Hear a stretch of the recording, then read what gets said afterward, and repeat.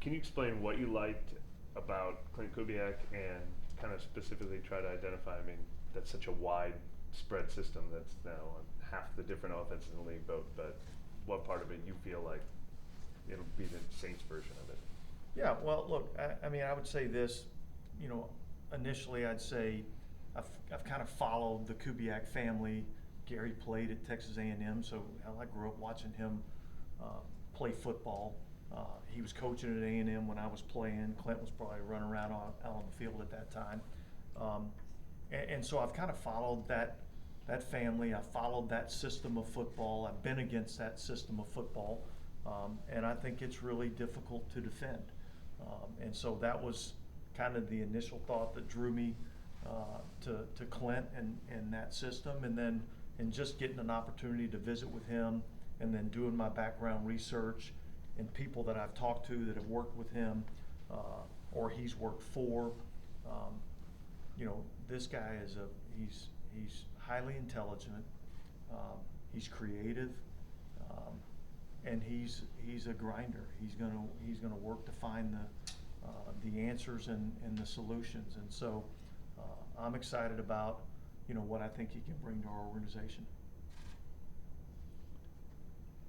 What can you say about where you guys stand with Marshon Lattimore? I know his contract got tinkered with. I mean, have there been talks with him about staying together? Look, possible trade? Lattimore's on our football team. He's a good football player. He's been a good football player for us. And so, obviously there's a lot of things that happen, throughout the off season, but Lat's a big part of our team right now. In talking to Klint, who has he said he's excited to work with on this offense? Well, look, I think, the interesting thing is when a new group comes in, they kind of look at your team and they look at it from a positive perspective. And so the exciting thing was, I think the offensive staff as a whole was really excited about working with a lot of the pieces to the puzzle that we have on offense. And so, look, I think that brings an excitement to me in terms of what I think we can do offensively.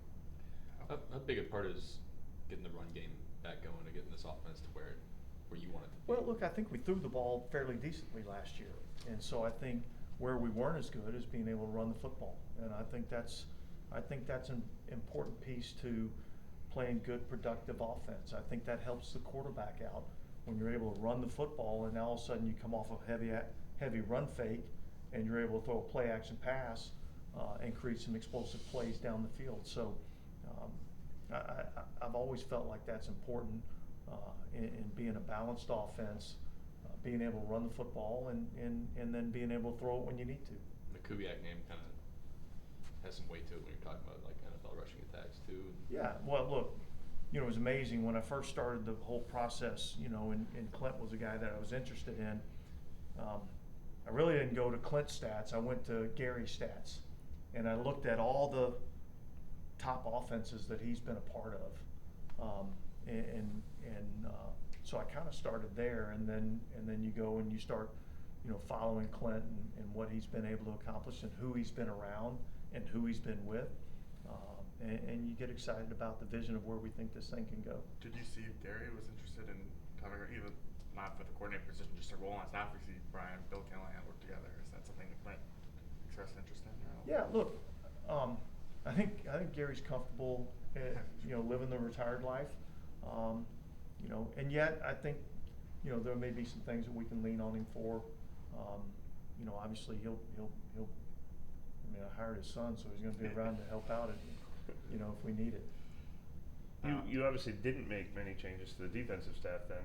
The one element, you guys changed a lot of personnel in the defensive line last year. You brought in your defensive line coach. I mean, why didn't you get the run defense where you wanted it to be, and how far off do you think that is?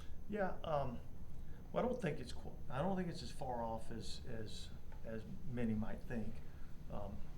Obviously, look, we played really good run defense for a long period of time, and so obviously anytime there's a drop off in that area, it's a little bit of a cause for concern. But I feel good about where we're going to be, in terms of being able to stop the run. And ultimately, look, ultimately the job of the defense is to A, get the ball back for the offense, which I felt like we did a pretty good job of taking the ball away, and B, eliminate points. And I feel like we did a pretty good job of doing that also. So although I think we need to improve in the run game, I think there's some things that we need to be better there. I think we need to improve in terms of our ability to rush the passer. And I don't think that we played as well as I think we're capable of defensively. And yet I still think we were productive.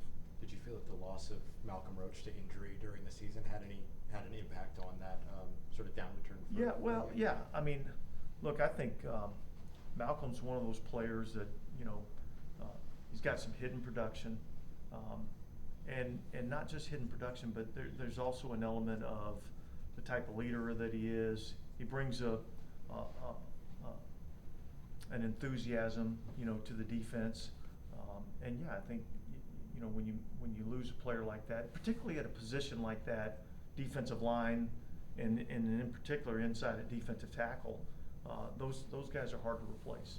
Can you speak to how important this offseason is for Penning, just considering it's his first offseason where he really gets to work on technique? And yeah, look, I think it's huge. I mean, I think, look, here's the good news. The good news is that, he's coming in with a clean slate. He's coming in healthy, so he's going to have an opportunity to go through a full off-season program, both from a lifting perspective and from a practice perspective. And I think those are two critical things when you're talking about, still a young guy. I know this is going into his third year, but he missed basically his whole rookie season. And then last year, he missed all the off-season program before, being put in as the starting left tackle. So I think this is going to be an important off-season for him. And I think being able to start on a clean slate with a lot of new eyes on you, I think will be beneficial for him. Speaking of health, how's Ryan Ramczyk doing? Yeah, look, I think Ryan's getting better. He's obviously, he's got a knee that he and we are going to have to manage. But we feel much better about where he's at today than where he was maybe, a month and a half ago. Dennis, we've seen like a handful of head coaches start to not come to this event, and smaller staffs here. Why is it important for you guys to kind of show up? Yeah, look, I think the biggest thing for me is being able to, I've seen some of the tape on these guys, not to the extent that I want to, but I think the biggest thing is kind of being able to put, a face to the film, and really get a chance to, kind of begin the evaluation process, not from a physical athletic standpoint as much, more so from the type of person that he is, how well does the kid learn, what are the things that are important to him, where does he see himself in terms of his development. So I still feel like this is an important part of the evaluation process. Is some of the athletic stuff, has that become obsolete at all with the tracking and some of the different data you guys can get now? No, look, I don't believe it's obsolete. I mean, I think there's still some things that you can gather from this. I think this is look, it's one thing when you're watching a guy on tape and on film, and then all of a sudden you see him live. It's like going to a live game. It just looks different, and you get a better feel for what it actually is rather than just watching it on a TV screen. I know obviously a lot was made about Jameis at the end of the season, but are you able to share a little bit about kind of where things stand with him going into the offseason? Yeah, look, I think Jameis is still under contract as we sit here right now, and there's a lot of things that happen throughout the off-season program. We'll see how those things play out. But as we sit, and look, I know Jameis has said, I want to go and be a starter, and obviously that's something that he aspires to do, and we'll see how things play out. You mentioned Ramczyk. How did the team come out of the season health-wise overall? I guess there's probably always a few surprises about surgeries and things like that. Yeah, there was nothing after the season that came up of any significance where we were having, major surgeries that we didn't know were gonna take place. I'd say we probably had, a handful of surgeries that guys had that we kinda knew, was coming. And so, we'll manage that. I don't think, other than probably Nephi, I don't know that we have anybody that I expect to not be ready for training camp. There's gonna be some guys that would be, minimal to limited throughout, the off-season program, OTAs, minicamp, but, as we sit here right now, I think he's the only one that I think's probably, not gonna be ready for the start of training camp. I know. Ramczyk part of that surgery group, the minor ones? Yeah, he had a little cleanup in his knee, yeah. I know, there's reasons to take training camp out of town because of construction facility and stuff. Is that something you felt this team was ready for? Would you have wanted to do that regardless as a coaching decision? Yeah, look, I like training in New Orleans. I like training in the heat. I like being able to have the fans come out to practice. And yet, that heat element is a major factor in terms of, recovery and things of that nature. And so, and I think every now and then it's good to have a change. And so, kind of excited about it. The motivating factor for it really was all the renovations that we've got going on at the facility. But I kind of like the thought of taking the group, out of town and hauling them up in a hotel, and our guys really, developing a bond, during that time. I also like the thought of getting out of New Orleans for a couple weeks. Yeah, we did that for you. There's been a lot of talk about culture, buy-in, and stuff, and I know Mickey talked about talking to the players. What's your role in that, in establishing the culture and establishing the buy-in, like now that you've got the 2 years under your belt that you feel like you need to do? Yeah, I think it all starts with me, and so, I think setting the mindset for the type of team that we're going to be,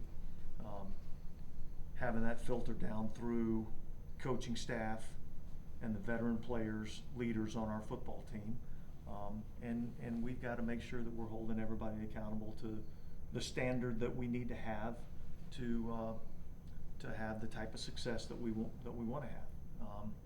And look, everybody wants to win, and I think it's my job to teach what it takes to win. And then everybody's got to be held accountable to that standard. And when you went through the off-season review process, what were some of the things that you checked off, like self-review, like this is something I want to do better in year 3? Yeah, well, I think that. I think holding everybody accountable to the standard at which we need to be held at, and so and holding the coaches to that standard, and then the coaches holding the players to that standard, and players holding each other to that standard. And like I said, I think that all starts at the top, and that starts with me. You had mentioned at the end of last season that with a playoff appearance, there was the potential that Marshon could have been ready for that game. Did you feel the same about Michael Thomas, or was that injury timeline at a different place? Yeah, I think it was probably in a different spot. How's he doing now, health-wise, and kind of where do things stand? Listen, I mean, where he's at exactly in the process, he's in the recovery process, he's in the rehab process. I can't speak to exactly, where he's at, but I know that the reports I continue to get from the trainers is that, he's making progress. Did he end up having surgery? I'll be honest with you, I can't remember. I don't think so, but I don't. That would have been news. I don't remember. Why don't we take one or two more? You mentioned earlier Marshon and right now, just as a coach, what is that process like of figuring out who's on the roster? And specifically with him, like if you guys do decide to move on or trade, like that's a really big decision. What kind of goes into that? Whatever you end up. Yeah, I mean, I think really it's about, I think it's about guys that we feel like can help us, win football games, guys that we feel like can continue to build the right type of culture here, and guys that are, you know, willing to do the things that it's necessary to do to succeed. And so, look, like I said, I mean, Marshon's part of our football team. He's been a big part of our football team. Unfortunately, the last couple of years, health has been a big factor in that. And so, I think the biggest thing is, you know, let's get Marshon healthy and let's see where we're at as a football team, and you know, we'll get the right guys out there that give us a chance to win. Does health feel like a future concern for him at all? I mean, I know they were You know, kind of really unique injuries. I don't know that those are necessarily predictors of, you know, future, you know, injury issues. And yet, look, I think anytime you have some injuries, those all, you know, factor into any type of decisions that you make. But like I said, look, he's a good football player. He's made a lot of football plays for us. I've been with him for a long time, and you know, I think he is a guy that can help us win.